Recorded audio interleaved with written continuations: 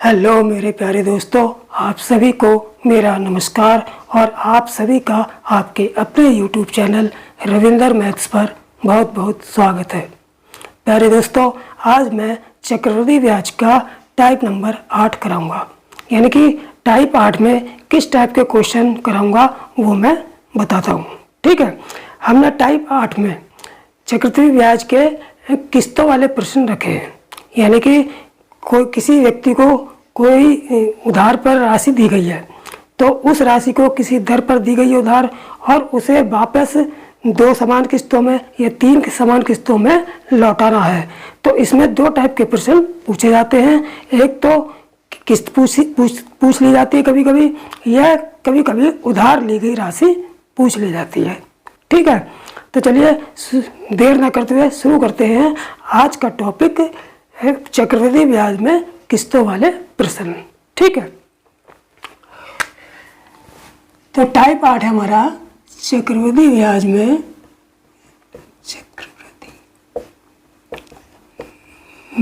में किस्तों वाले प्रश्न। किस्तों वाले प्रश्न। ठीक है, अब इसमें जो प्रश्न है 2 तरीके से पूछे जाते हैं। ठीक है, हमारे एग्जाम में जो है, कंपटीशन के जो एग्जाम में है, क्वेश्चन 2 तरीके से पूछे जाते हैं। एक तो पहला तरीका क्या है कि किस्त पूछ लेगा, किस्त ज्ञात करना। पहला क्वेश्चन में क्या आ सकता है, किस्त ज्ञात करने को आएगी। यानी कि उधार ली गई ऋण, उधार ली गई राशि दी होगी और किस्त पूछ ली जाएगी। ठीक है, दूसरा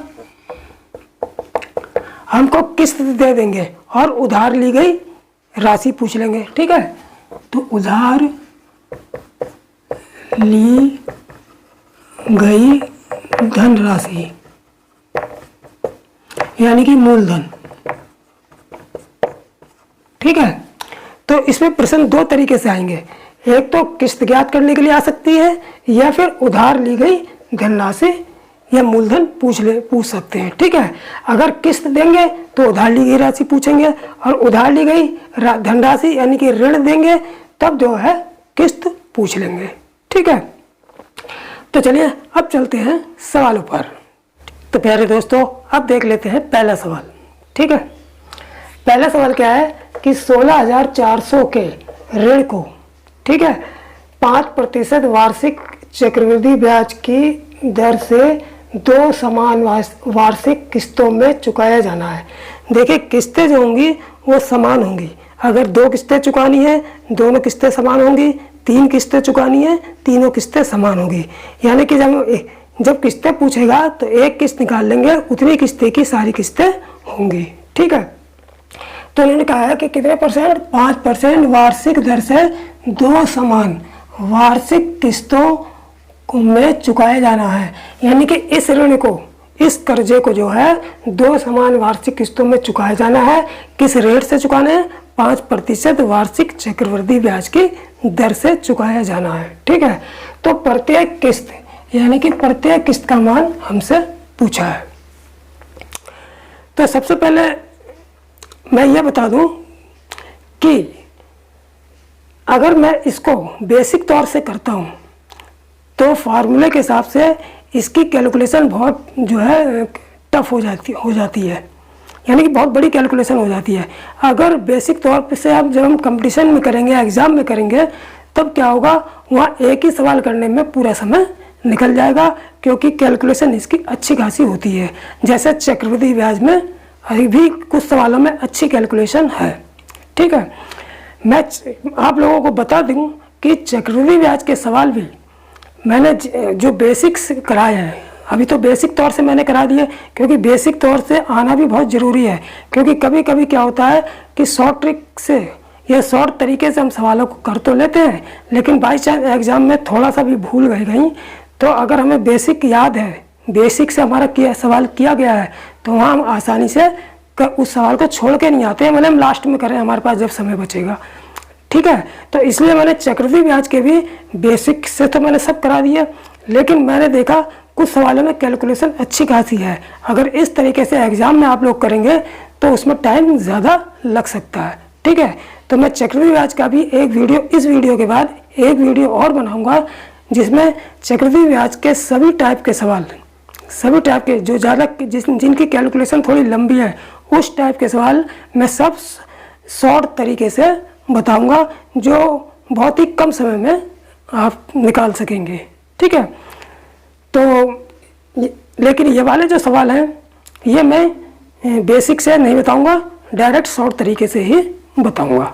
ठीक है, तो चलिए चलते हैं सवाल पर। ठीक, तो देखिए इस शॉर्ट तरीके में क्या करेंगे कि जो हमको दर दे रखी होगी, क्या दे रखी होगी, दर, यानी कि 5%। हमको दर कितनी है, 5%। तो 5% का मतलब क्या है, प्रतिशत पढ़ाया ही है। 5% का मतलब क्या है कि 5/100। प्रतिशत में ये तो करते हैं कि P% बराबर P/100, 10% बराबर 10/100। तो 5%, 5/100, 5 एकम 5, 5 बीसम 100, यानी कि 1/20। अब इस 1/20 का मतलब क्या हुआ, इस 1/20 का मतलब क्या हुआ, इस 1/20 का मतलब ये हुआ कि 20 रुपये मूलधन, 20 रुपये मूलधन पर ब्याज 1 रुपया है। 20 रुपये मूलधन पर ब्याज 1 रुपया है। इसका मतलब क्या हुआ कि 20 रुपये मूलधन पर ब्याज 1 रुपया है। जब 20 रुपये मूलधन पर ब्याज 1 रुपया है तो इसका मतलब ये हो गया कि 20 रुपये मूलधन पर जो हमारा किस्त होगी वो कितने की होगी, 20 रुपये तो मूलधन हो गया, 1 रुपया ब्याज हो गया। तो पहली किस्त पहले साल की किस्त कितनी हो जाएगी, 21 रुपये हो जाएगी। तो यहाँ पर हम लिखेंगे मूलधन और यहाँ पर लिखेंगे किस्त। तो जब 20 रुपये मूलधन पर ब्याज जब 1 रुपया है तो 20 रुपये मूलधन पर पहली किस्त कितने की हुई, 20 में 1 रुपया ब्याज जोड़ दो, यानी कि 21 रुपये। देखिए शॉर्ट तरीका है, ध्यान से समझ लेंगे, शॉर्ट तरीकों को ध्यान से समझेंगे तभी समझ में आएगा और फिर भूलेंगे नहीं, फिर प्रैक्टिस कर लेंगे। ठीक, लेकिन सवाल बहुत छोटा हो जाएगा। अगर बेसिक तौर से करेंगे तो बहुत बड़ा सवाल होता है और कैलकुलेशन बहुत हार्ड है उसकी। ठीक, तो देखिए मूलधन 20 रुपये पे किस्त कितनी, 21 रुपये हो गए। 20 रुपये मूलधन पर किस्त 21 रुपये हो गई। ठीक, अब हमें कितने साल है, अब हम समय इन सवालों में समय ध्यान रखेंगे। यहाँ समय कितना दे रखा है, समय बराबर दे रखा है 2 वर्ष। समय कितना दे रखा है, 2 वर्ष। तो पहले ये तो पहले साल की हो गई, फर्स्ट ईयर। ठीक, अब दूसरे साल में क्या करेंगे, देखिए साल में अगर 2 साल होगा तो फिर इसकी घात 2 करके नीचे लिखेंगे, ये ध्यान रखना। अगर यहाँ दूसरा साल है तो दूसरे साल में 20 का स्क्वायर हो जाएगा और इधर किस्त का भी स्क्वायर हो जाएगा। पहले साल में ऐसी रहेगी 20 रुपये का 21 रुपये किस्त, दूसरे साल में क्या होगा स्क्वायर, यानी कि जैसे तीसरे साल में घन कर देंगे, चौथे साल में घात 4 लगा देंगे, इस तरीके से चलेंगे। ठीक, तो दूसरे साल में स्क्वायर कर दिया, यहाँ भी स्क्वायर कर दिया, तो 20 का स्क्वायर कितना हो जाएगा, तो 20 का स्क्वायर जो होगा हमारा ये कितना हो जाएगा, 400 हो जाएगा। ठीक है, 20 का स्क्वायर कितना हो जाएगा 400 और 21 का स्क्वायर यहाँ कितना हो जाएगा 441। ठीक है, अब हमसे केवल 2 ही वर्ष का तो पूछा है, तो बस इतने पे ही कहानी रोक लेंगे। ठीक, अब यहाँ पर किस्त कितनी है 441 और यहाँ पर कितनी है 21 रुपये। तो किस्त हमसे क्या पूछे है, समान, 2 समान किस्त, यानी कि किस्तें समान करनी है, किस्तें समान होनी चाहिए। तो यहाँ पर किस्त समान करने के लिए क्या करेंगे, यहाँ पर 441 है, यहाँ पर 21 है, तो इसमें 21 से और गुणा कर देंगे। ठीक है, अब 21 की गुणा 441 हो गई, तो यहाँ भी किस्त 441 हो गई और यहाँ भी हो गई। लेकिन जब 21 की गुणा यहाँ पर करेंगे तो हम 21 की गुणा यहाँ पर भी करेंगे। ठीक है, जब यहाँ पर करेंगे तो यहाँ पे भी करेंगे। ठीक है, अब यहाँ पर जब गुणा करेंगे तो कितना आ जाएगा, 21 दूनी 42, यानी कि 420 आ जाएगा। ठीक है, अब हमारा कुल मूलधन कितना हो गया, कुल मूलधन कितना हो गया, 420 ये वाला और 400 ये वाला। तो 420 और 400 दोनों को हम क्या करेंगे, ऐड कर देंगे। तो कितना आ गया, 420 और 400 820 रुपये आ गया। कितना मूलधन आ गया, 820 रुपये। 420 ये वाला और 20 का स्क्वायर 400 ये वाला। अब आ जाओ किस्त पे। किस्त तो दोनों जगह बराबर ही है, 441 यहाँ भी है वही, 441 यहाँ भी हो गई। तो किस्त हम कितनी की लिखेंगे यहाँ, 441। ठीक, इसका मतलब क्या हुआ कि 820 रुपये मूलधन, ये क्या हमारा मूलधन ही तो है। 820 रुपये मूलधन पर किस्त कितनी आ रही है, 441 रुपये आ रही है। हमसे पूछा कितने मूलधन पर है, 16,400 पे, 16,400 पे पूछा है।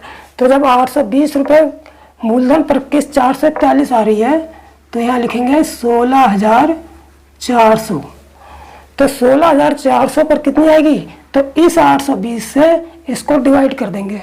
कितनी बार, ये 0 से 0 कट जाएगा, 8 कितनी 2 दूनी 4, 2 8 16 था, ये 20 से कट जाएगा। ठीक है, जब डिवाइड करेंगे तो डिवाइड करने के बाद जो संख्या आएगी 20, क्या रहा है 20, इस 20 डिवाइड करने के बाद जो संख्या आएगी 20, कोई भी संख्या जो भी है, यहाँ पर 20 आई है तो इसकी हम गुणा किस में कर देंगे, इसमें कर देंगे, ये किस्त है। ठीक है, तो इसमें कर देंगे तो हमारा कितनी किस्त आ जाएगी, 2 कम 2, 2 चौक 8, 2 चौक 8, ये 8,820 रुपये किस्त आ जाएगी। यही आंसर हो गया हमारा। ठीक है, तो बिल्कुल इसी तरीके से कर लेंगे, थोड़ा सी प्रैक्टिस करनी पड़ेगी, आराम से हो जाएगा।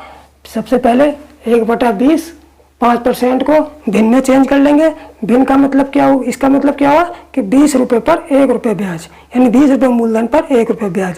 जब 20 रुपये मूलधन पर 1 रुपये ब्याज है तो इस मूलधन 20 रुपये पर किस्त कितनी हो गई, 20 + 1 21 रुपये हो गई। ठीक है, फिर ये पहले साल की। अब दूसरे साल, ये सेकंड साल के लिए पहले साल की कितनी हुई, 21 रुपये। अब दूसरे साल में क्या करेंगे, इनके इस दोनों का स्क्वायर करेंगे, 20 का स्क्वायर करेंगे और 21 का भी स्क्वायर करेंगे। तो 20 का स्क्वायर यहाँ 400 को आ गया, 21 का स्क्वायर 441 हो गया। अब हम किस्त देखेंगे, हमने देखा ऊपर किस्त 21 रुपये, नीचे 441 है, दोनों किस्तें समान पूछी हैं, तो इन दोनों किस्तों को समान करेंगे। समान करने के लिए हमें ऊपर 21 से गुणा करनी पड़ेगी। जब 21 में इससे गुणा करेंगे तो 21 में यहाँ भी गुणा करेंगे। तो 21 और 20 की गुणा कितनी आ गई, 420। तो अब हमने देखा यहाँ तो समान हो गई किस्तें, तो यहाँ तो ऐसे लिख देंगे। और यहाँ पर मूलधन कितना, ऊपर 420 नीचे 400, पहले साल में 420 दूसरे साल में 400, दोनों को ऐड कर देंगे तो 820 आ गया मूलधन। अब 820 रुपये मूलधन पर किस्त हमारी कितनी आ गई, 441 रुपये आ गई। अब हमसे पूछा कितने पे है, 16,400 पे। इस जब 820 रुपये मूलधन पर किस्त 441 है तो 16,400 पर किस्त कितनी होगी, तो वो हम 16,400 में 820 से डिवाइड करेंगे, 20 बार चला जाएगा। जब जो डिवाइड करके भागफल आएगा, इस भागफल की गुणा इस किस्त में कर देंगे तो हमारी ये किस्त आ जाएगी। ठीक है, तो अच्छी तरीके से समझ में आ गया होगा। ठीक, तो चलिए दूसरे सवाल पर, तब और सवाल अच्छी तरीके से समझ में आ जाएगा। ठीक, तो पहले दोस्तों अब देख लेते हैं दूसरा सवाल।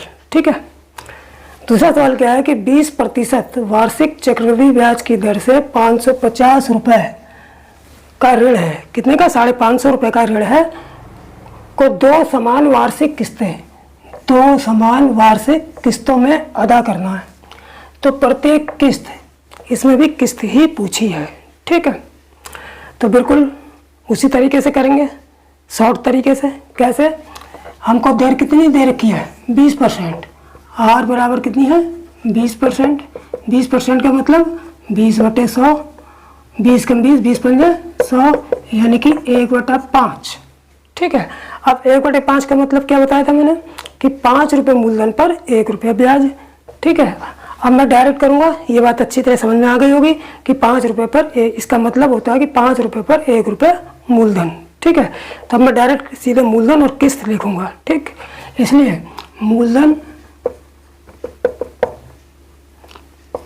और यहाँ पर क्या लिखेंगे, किस्त। जब 5 रुपये पर 1 रुपये मूलधन है तो पहला मूलधन कितना हो गया 5 रुपये, और इस पर किस्त कितनी हो गई, जब 5 रुपये मूलधन पर 1 रुपये ब्याज है तो पहली किस्त कितनी हो गई 5 रुपये और 1 + 1 रुपया यानी कि 6 रुपये। ठीक है, ये तो हो गया पहले साल के लिए, फर्स्ट ईयर। अब सेकंड ईयर के लिए निकालेंगे, दूसरे साल के लिए। तो दूसरे साल के लिए कैसे निकालते हैं, मैंने बताया था इसी का वर्ग करके रख लेते हैं नीचे। तो 5 का वर्ग कितना हो गया 25 और 6 का वर्ग कितना हो गया 36। ठीक है, अब मैं डायरेक्ट कर रहा हूँ, वर्ग करके दिखा नहीं रहा हूँ, वो मैंने आपको पहले सवाल में करा दिया, आप लोग समझ गए होंगे। ठीक, तो 5 का अब क्या दूसरा साल आएगा तो 5 का वर्ग कर लेंगे। इसी प्रकार तीसरा साल आएगा तो घन करेंगे, चौथा साल आएगा घात 4 लगाएंगे। ठीक, तो 25 हो गया और ये 36, ये हो गया हमारा सेकंड ईयर का। ठीक है, हमसे कितने का पूछा है, 2 समान वार्षिक किस्तें, 2 समान वार्षिक किस्तें पूछी है तो 2 बार करेंगे यानी कि 2 वर्ष का निकलेगा। ठीक, इसके बाद लाइन खींच देंगे, फिर क्या करेंगे हमने किस्तों को बराबर करेंगे। यहाँ किस्त कितनी है 36 रुपये है, यहाँ किस्त कितनी है 6 रुपये है, तो क्या करेंगे बराबर करेंगे। इसको भी 36 करने के लिए क्या करेंगे 6 से यहाँ गुणा करेंगे। जब 6 से यहाँ गुणा करेंगे तो 6 से हम यहाँ भी गुणा करेंगे। ठीक है, अब यहाँ पर कितनी हो गई, ये भी 36 हो गई, ये भी 36 हो गई, तो किस्त हमारी कितनी हो गई 36। ठीक, अब मूलधन पे आ जाओ। ये मूलधन कितना हो गया 5 × 6 = 30 और ये वाला कितना है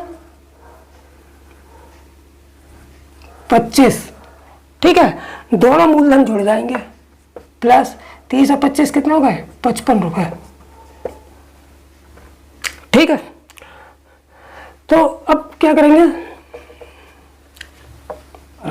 55 रुपये मूलधन पर किस्त कितनी है 36 रुपये है। हमसे पूछी कितने रुपये मूलधन पे है 550 रुपये मूलधन पे पूछी है, तो हम क्या करेंगे 550 रुपये पे निकाल देंगे। 550 रुपये, जब 55 रुपये मूलधन पर 36 रुपये किस्त है तो 550 रुपये मूलधन पर कितनी होगी, इस 55 से 50 में 550 में डिवाइड करेंगे, कितनी बार कट जाएगा 55 धाम से ये कट गया, 10 बार कटा, कितनी बार कटा 10 बार। जितनी बार कटता है ये संख्या, ये मूलधन इस मूलधन से, तो जितनी बार कटता है उसकी गुणा हम किस किस्त में कर देंगे, ये दी गई किस्त में, ये जो हम किस्त निकाल के लाते हैं इसमें 36 × 10 बराबर 360 रुपये आ गया। बिल्कुल इजी है। ठीक है, तो इस तरीके से इस सवाल को कर लेंगे। ठीक है, तो मुझे लगता है आप लोगों की समझ में अच्छी तरह से धीरे धीरे आ रहा होगा। ठीक है, तो चलिए चलते हैं तीसरे सवाल पर। तो प्यारे दोस्तों अब देख लेते हैं तीसरा सवाल। ठीक है, तीसरा सवाल क्या कह रहा है कि 25,220 रुपये ये मूलधन हो गया, यानी कि उधार ली गई राशि, चाहे मूलधन कह लो चाहे उधार ली गई राशि। ठीक है, तो इतने रुपए का 5% वार्षिक चक्रवृद्धि ब्याज की दर से उधार लिया गया है। कितना रुपया 25,220 रुपये उधार लिया गया है।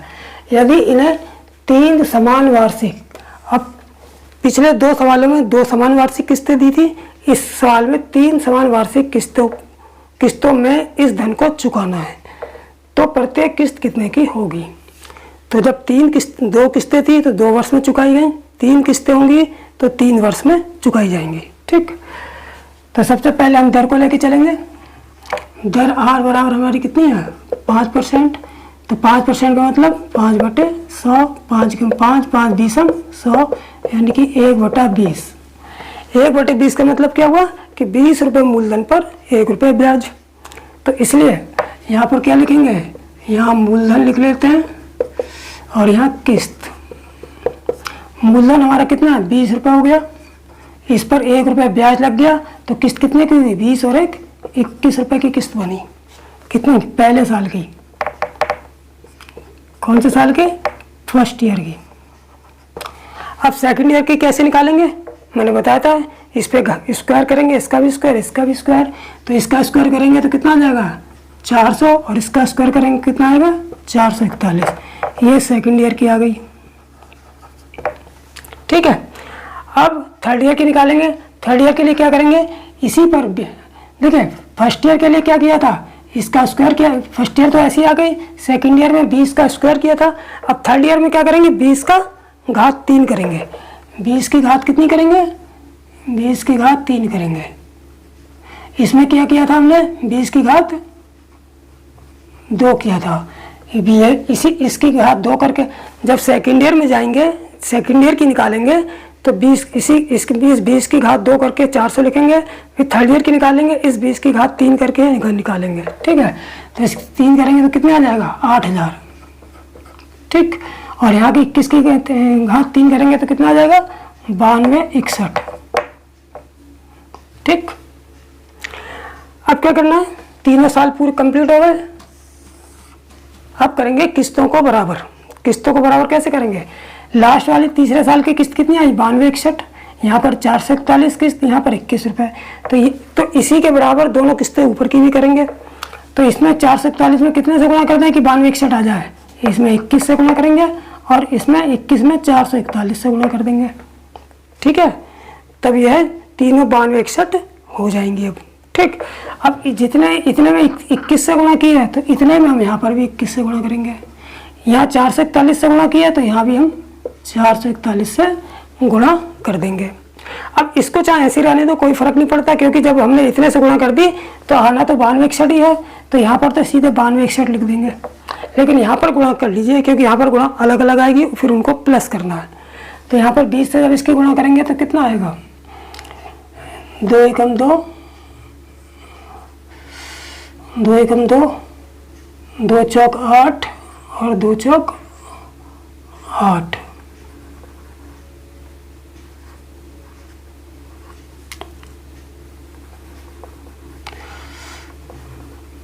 इसको थोड़ा सा बढ़ा देता हूँ आगे से, तो कितना आएगी, 2 चौक 8, 2 चौक 8, 8 8 2 0। ठीक है, अब इसकी गुणा करेंगे, अभी इसकी गुणा की थी, अब इसकी गुणा कर लो। 4 एकम इधर, 4 एकम 4, नहीं ये 2 0 है, पहले 2 0 लगा लो, ये 2 0 लगा दिए, फिर 21 चौक 84। ठीक, अब इसके बाद अब इसकी तो गुणा करनी नहीं, इसे ऐसे ही रख लेते हैं। ठीक है, अब इन तीनों को क्या करते हैं, तीनों को प्लस कर देंगे और प्लस करके हम यहाँ लिख लेंगे।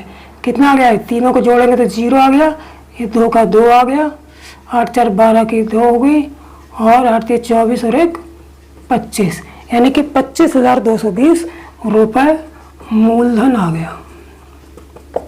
ठीक है, और किस्त हमारी कितनी आ गई, 92, ये किस्त आ गई 9261। ठीक है, अब ये तो मूलधन इस तरीके से तो ये निकल के आया, लेकिन हमसे पूछा कितने का है, पूछा भी 25,220 का। जब इतने, अब देखिए कभी कभी इत्तेफाकन ये भी होगा कि जितना मूलधन हमको दिया होगा, जितने का पूछेगा उतने का उतना ही यहाँ निकल के आएगा, तो उससे हम पे कोई फर्क नहीं पड़ता। हमें डिवाइड करना है, जो भी मूलधन आएगा इस मूलधन से दिए गए मूलधन में डिवाइड करेंगे। ठीक है, तो हम ये तो निकल के आया, और हमसे पूछा कितने पर है, 25,220 पर। तो 25,220 में ये जो मूलधन निकल के आया, इसकी डिवाइड ये दिए गए मूलधन में करेंगे तो कितनी बार जाएगा, एक बार जाएगा। 25,220 एकम 25,220 पूरा पूरा कट गया, तो कितना आया, एक। जो यहाँ पर डिवाइड होके आएगा उसकी गुणा किस में करेंगे, ये दी गई की जो किस्त निकल के आती है, यानी कि 9261 गुणा 1 बराबर 9261।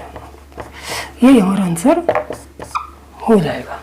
ठीक है, तो इस तरीके से हम शॉर्ट तरीके से ये किस्त वाला सवाल आसानी से कर सकते हैं। ठीक है, जब प्रैक्टिस हो जाएगी तब आप लोग तेज़ी के साथ कर लेंगे। ठीक है, जब तक प्रैक्टिस नहीं है तब तक थोड़ा धीरे धीरे करना। ठीक, तो चलिए अब चलते हैं चौथे सवाल पर।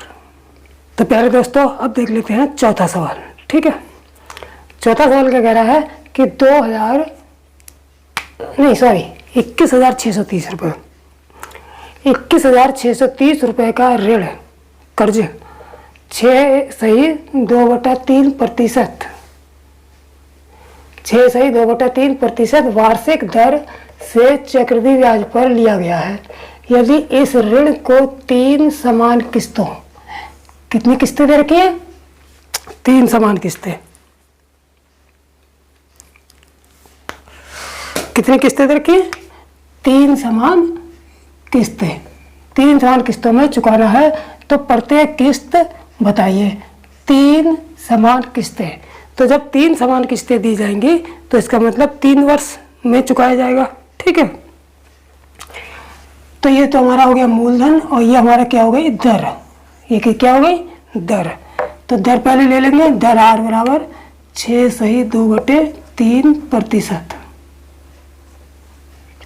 तो ये कितनी हो गई 3 × 18 तो 20/3% बराबर। अब देखो 4% 4/100, 5% 5/100, तो 20/3% का मतलब क्या हुआ, यानी कि 20/3 × 100। ठीक है, तो 20 × 20 हो गया, 20 × 5 100 हो गया। तो ये ऊपर 1 और नीचे कितना 3 × 5 15, यानी कि 6/2/3% बराबर 1/15 होता है। ठीक, तो 1/15 का मतलब क्या हुआ, यानी कि 15 रुपये मूलधन पर 1 रुपया ब्याज। ठीक है, तो इसलिए हमारी ये हो गया हमारा मूलधन, यहाँ लिखेंगे और यहाँ पर क्या लिखेंगे किस्त। तो 15 रुपये मूलधन पर 1 रुपया ब्याज है, तो किस्त कितनी हो गई 15 और 1 16 रुपये। तो 15 रुपये मूलधन पर किस्त कितनी हो गई 16 रुपये पहले साल की, फर्स्ट ईयर। ठीक, अब दूसरे साल के लिए क्या करते हैं, हम वर्क करते हैं किसका, इसका 15 का स्क्वायर कितना हो जाएगा 225 और इसका 16 का स्क्वायर कितना हो जाएगा 256। यानी कि पहले साल के लिए 15 रुपये मूलधन पर 16 रुपये किस्त, दूसरे साल के लिए 15 का वर्क करके 225, 16 का वर्क करके 256 किस्त आ जाएगी। ठीक, अब तीन किस्तें निकालनी है, यानी कि 3 वर्ष में निकालनी है। तो अब 15 की घात 3 कर देंगे। 15 की घात 3 कितनी हो जाएगी, 15 की घात 3 का मतलब ये हो गया कि 15 में 225 हो गए और 225 में फिर 15 की गुणा कर दो, 15 × 5 = 75, 15 × 2 = 30, 37 के साथ 15 × 2 = 30 और 3 33, 33 75 आ गया, 33 75। ठीक है, और 16 कितना हो जाएगा 16 का वर्ग 256 हो गया। तो 16 की घात 3 कैसे लिखेंगे, यहाँ इसी 16 की उसके 16 के वर्ग में गुणा कर लो। 16 × 6 = 96 की 6, 16 × 5 = 80 और 9 89 की 9, 16 × 6 = 96 की 6, 16 × 5 = 80 और 9 89, 8 हासिल, 16 × 2 = 32 और 8 40। देखिए यह तो 15 की घात 3 तीसरे वर्ष में 15 की घात 3 कर लेंगे, या इन दोनों की गुणा कर लो सीधे सीधे, क्योंकि ये 15 का वर्ग है और ये 15 के वर्ग में 15 की ही गुणा कर दोगे तो ये 15 की घात 3 आ जाएगा। ठीक है, यह तो 15 की घात 3 याद हो तो डायरेक्ट लिख लेंगे, नहीं तो 15 की घात 3 का मान कितना निकालेंगे, इस 15 के वर्ग में इसमें गुणा कर लेंगे, वो ही आ जाएगा। ठीक है, ऐसे यहाँ पर 16 के वर्ग 256 में गुणा कर लेंगे तो 16 की घात 3 का मान आ जाएगा। ठीक, अब हमें 3 साल पूरे हो गए, ये हमारा सेकंड ईयर का हो गया और ये थर्ड ईयर। ठीक है, अब हम क्या करते हैं, अब हम किस्तों को बराबर करेंगे। यहाँ पर लास्ट में तीसरे साल में किस्त कितनी है 4096 रुपये, तो यहाँ भी 4096 करना है। तो यहाँ 4096 के लिए कितने से गुणा करनी पड़ेगी 16 से, क्योंकि 16 की घात 3 का मान ये है और 16 की घात 2 ये है, तो इसका मतलब 16 से गुणा कर देंगे तब ये आ जाएगा। यहाँ पर 16 की घात 1 है, इसका मतलब यहाँ 16 की घात 2 यानी कि 256 से गुणा कर देंगे। ठीक है, अब ये तीनों किस्तें बराबर हो गई, कितनी आ गई 4096 रुपये। ठीक है, अब हम क्या करेंगे, जितनी गुणा हमने यहाँ पे की है उतनी गुणा हम यहाँ पे भी करेंगे, 16 यहाँ पे और 256 की यहाँ पे। किस्त बराबर करने के लिए जितने से गुणा यहाँ की जाएगी उसके बराबर में उतने से गुणा की जाएगी, जितने से गुणा यहाँ की जाएगी उतने से गुणा बराबर में की जाएगी। ठीक, अब इसकी गुणा कितनी आएगी यहाँ पर लिख लेंगे, इसकी गुणा कितनी आएगी यहाँ पे लिख देंगे, इसको यहाँ पे लिख लेंगे। तो 15 की गुणा जब 256 में करेंगे तो कितना आएगी 15 × 6 = 90, 15 × 5 = 75 और 9 कितने हो गए 5 80, 4 84 की 4, 8 हासिल, 15 × 2 = 30 और 8 38। अब 16 की गुणा 225 में करते हैं, 16 × 5 = 80 की 0, 16 × 2 = 32, 8 40 की 0, 16 × 2 = 32 और 4 36, 16 × 2 = 32 और 4 36 ये आ गया। 3375 की किसी से गुणा नहीं है, इसको ऐसे ही रख देते हैं 3375। ठीक है, अब क्या करते हैं, इसको ऐड करते हैं। ऐड करके कितने टोटल कितना आ जाएगा, ये 5 है, कितना आ गया, ये 5 आ गया, ये 4 11 की 1 हो गई, और 8 6 14 और 3 17 की 7, गलत हो गया, 5 का 5 7 4 11 की 1 हो गई, 8 6 14 3 17 और 1 18 की 8 आ गई, 1 हासिल, 3 3 9 और 1 10, यानी कि इतने रुपए मूलधन आ गया। ये मूलधन कितना आ गया, इतने रुपए, और किस्त कितनी आ गई, इतने रुपए। इसका मतलब क्या हुआ कि इतने रुपए मूलधन पर किस्त इतनी आ रही है, 4096 रुपए। ठीक है, तो कितने मूलधन पर पूछी है, कितना रुपया उधार लिया गया है, पूछी हमसे इतने पर है, तो अब इतने पे इसमें जो मूलधन आया है इससे इसमें डिवाइड कर देंगे, यानी कि पूछी कितने से है, 21,630 से, 21,630। तो इसमें इतने रुपए मूलधन पर कितनी किस्त होगी ये निकाल लेंगे। कैसे, इससे इसमें डिवाइड करेंगे। तो देखिए डिवाइड कैसे करेंगे, कितनी आ जाएगा, यानी कि इससे 2 बार में कट जाएगा। ठीक है, कितनी बार में कट जाएगा ये, यानी कि इससे ये 2 बार में कट जाएगा। तो कितनी जो संख्या आती है इसको काटती है, जितना भागफल आता है उससे हम किसमें, इस किस्त में गुणा कर देंगे। 2 गुणा 40 96, तो 2 6 12 की 2 2 9 18 और 1 19 और 2 चौक 8, यानी कि 8,192 रुपये आंसर आ जाएगा। आ गया समझ में, तो 8,192 रुपये की किस्त बनेगी।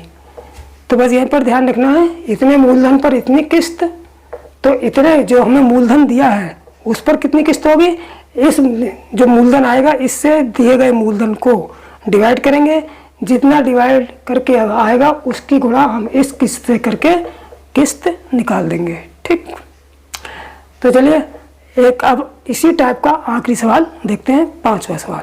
ठीक, तो अब देख लेते हैं 5वां सवाल। ठीक है, 5वां सवाल क्या है कि एक टीवी सेट का नगद मूल्य 19,650 रुपये है, यानी अगर हम टीवी सेट को नगद लेते हैं, ठीक है, किस्त पर नहीं लेते हैं, ऋण पर नहीं लेते हैं, तो वो 19,650 रुपये का है।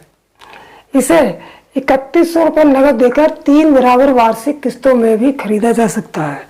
यानी कि अगर हम दुकानदार को 3,100 रुपये तुरंत पेमेंट कर दें, नगद दे दें और उसके बाद किस्तें बनवा दें, तो 3 समान किस्तों में भी खरीदा जा सकता है। ठीक है, यदि चक्रवृद्धि ब्याज की दर 10% हो तो प्रत्येक किस्त कितने की होगी, ये पूछा है। ठीक, तो हम लोग क्या करते हैं, ऐसे ही तो करते हैं, कहीं बाइक खरीदने गए तो डाउन पेमेंट कितनी दे दिया, उसके बाद किस्तें बांध दी, तो इसी तरीके का तो सवाल है ये। ठीक है, तो यहाँ पर टीवी ले लिया, टीवी को हमने कुछ पैसे दे दिए दुकानदार को, बाकी 3 किस्तें बांध दी कि भैया, तो 3 समान किस्तें बांध दी उसने कि हाँ ये इतने पैसे दे देना और तुम्हारा जो है टीवी पूरा हो जाएगा, 3 साल में जो है कर्जे से मुक्त हो जाओगे, टीवी तुम्हारा हो जाएगा पूरी तरह से। ठीक, यही तो कहते हैं।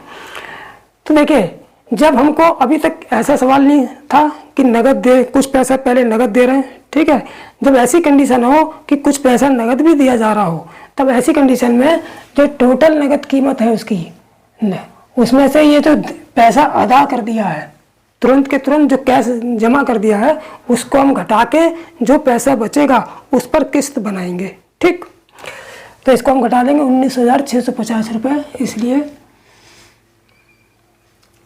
शेष मूलधन, यानी कि मूलधन क्या लो, यह शेष ऋण राशि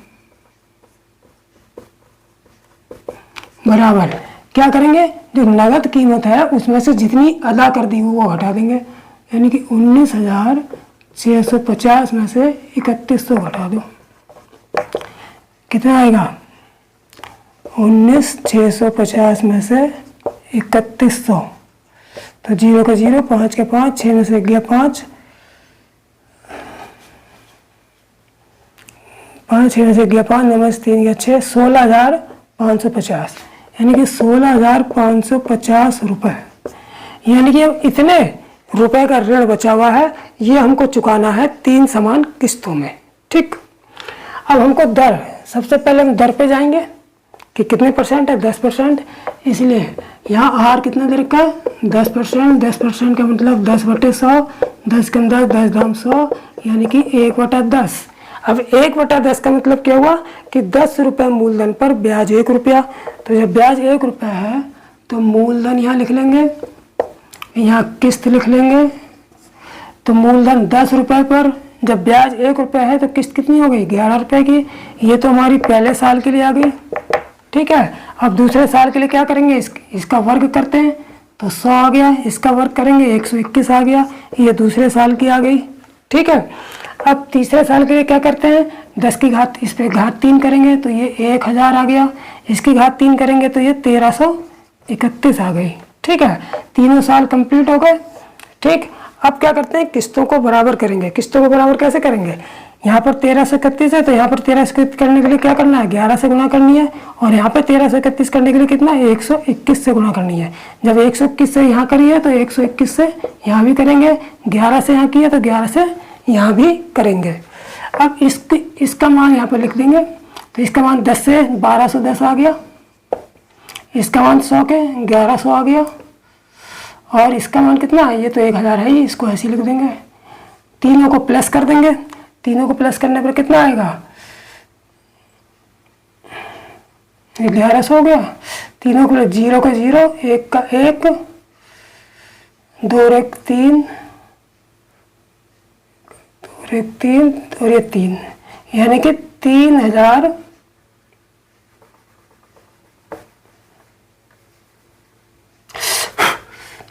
0 का 0, 1 का 1, 2 और 1 3 और 3, यानी कि 3310 रुपये आ गया। ठीक है, ये इतना रुपये मूलधन आ गया ये। अब इतने रुपये मूलधन पर किस्त कितनी है,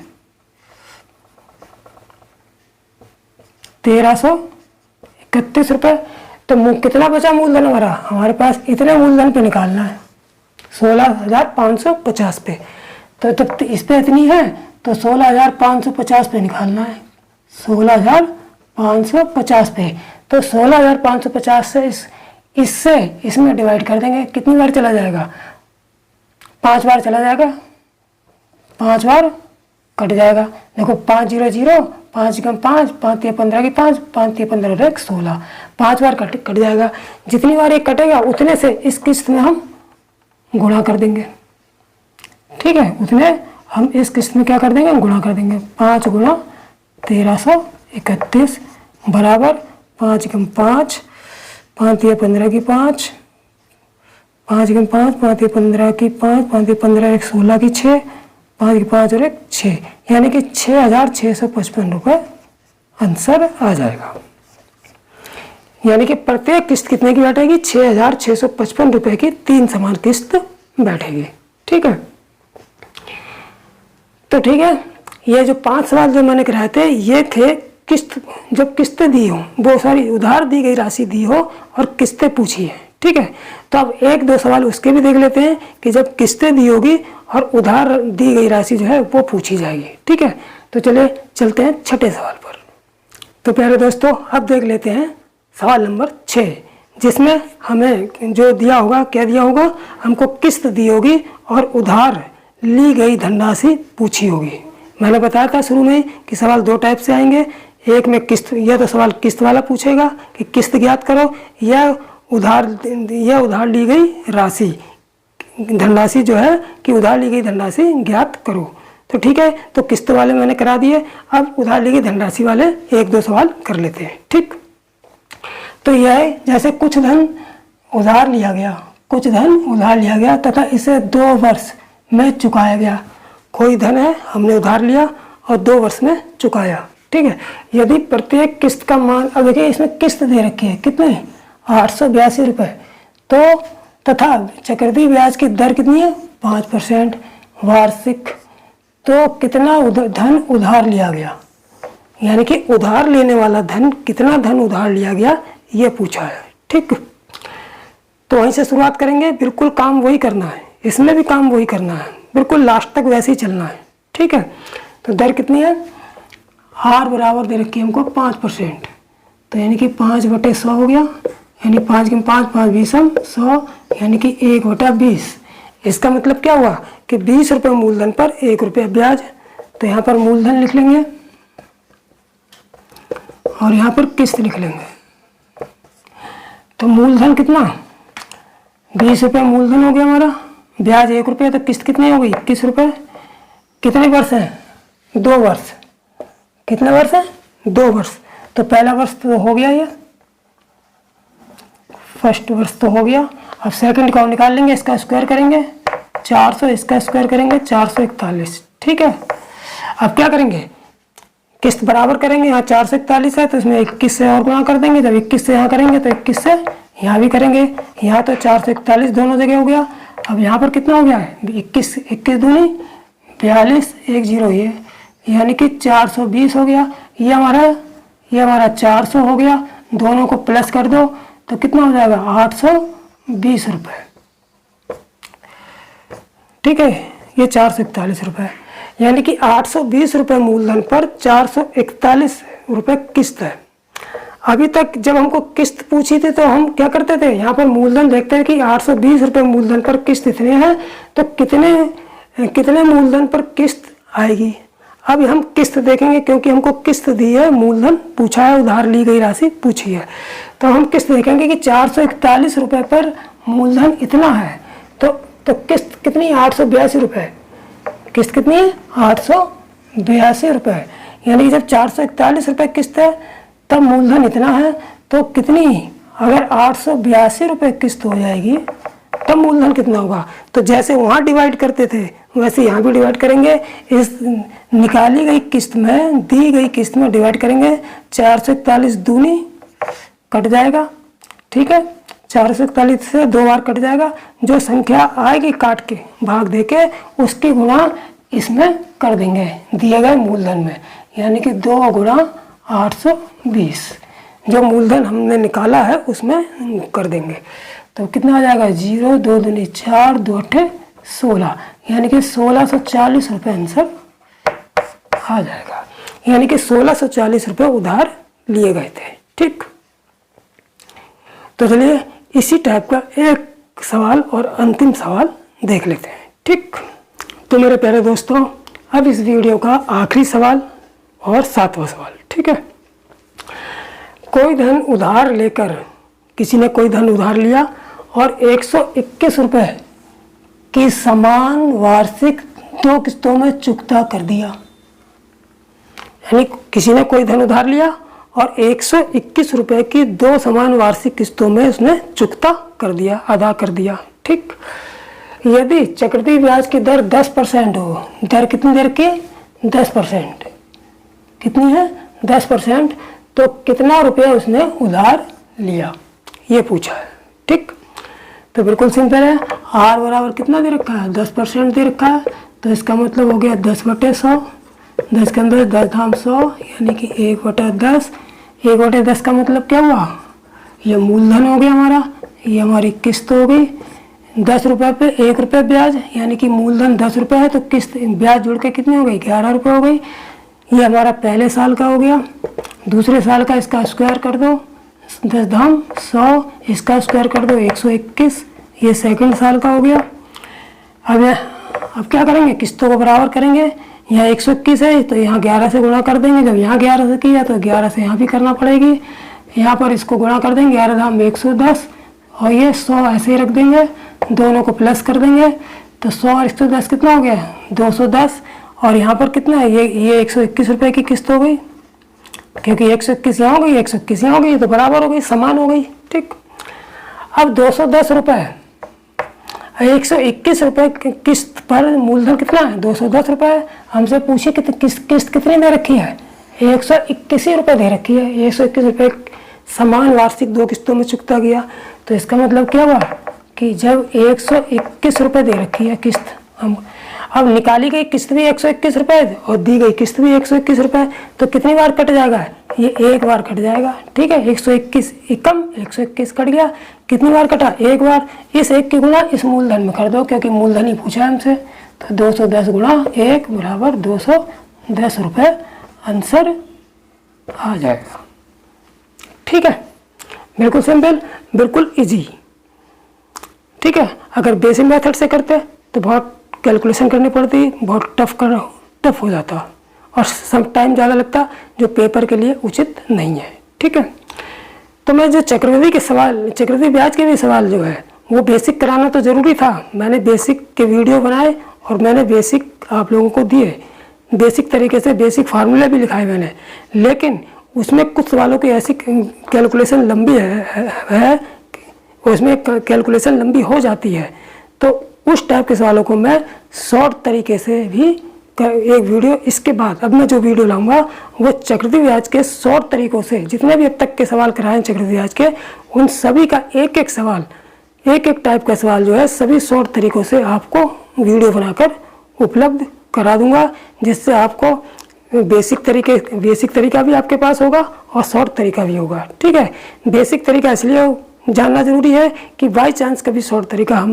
नहीं रहता है, भूल जाते हैं, तो कम से कम बेसिक तरीके से क्लियर हो जाए। और अगर बेसिक तरीका क्लियर होता है तो शॉर्ट तरीका हमें आसानी से समझ में भी आता है। इसलिए बेसिक तरीका जो है सीखना ज़रूरी है था, इसलिए मैंने वो जो है बेसिक तरीके से भी आप लोगों को कराया, लेकिन शॉर्ट तरीके से इस सारे चक्रवृद्धि ब्याज सवालों का एक वीडियो में अब मैं लेकर आऊँगा। इसके बाद जो है चक्रवृद्धि ब्याज खत्म हो जाएगा, फिर मैं नेक्स्ट डे यानी कि कल लेके आऊँगा, तो परसों से नया चैप्टर, यानी परसों जो वीडियो आएगा आप लोगों के पास वो नए चैप्टर का आएगा। ठीक है, तो ठीक है, आप लोग इसको कंटेस्ट करते रहिए, प्रैक्टिस करते रहिए। ठीक है, हाँ, चैनल को जिन बच्चों ने और हमारे प्यारे प्यारे दोस्तों ने जिन्होंने भी चैनल अभी तक सब्सक्राइब नहीं किया है, प्लीज़ चैनल को सब्सक्राइब ज़रूर कर लीजिए, लाइक भी कर दीजिए करिए। ठीक है, थोड़ा सा हमको मोटिवेशन मिलता है। ठीक, तो चलिए इसी के साथ मैं विदा लेता हूँ। जय हिंद, जय भारत।